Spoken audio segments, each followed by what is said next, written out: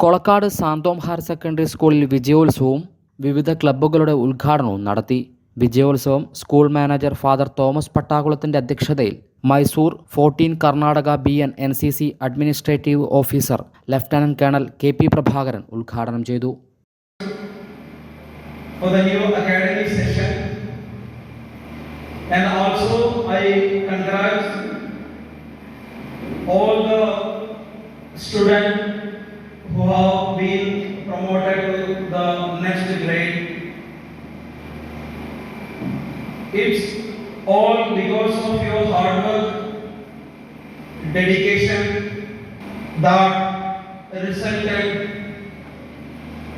a proud moment not only to you but your parents, your school.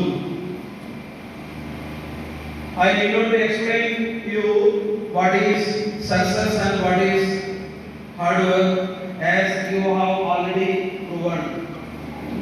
Still, success can only be attained with the hard work, and there is no shortcut for the success.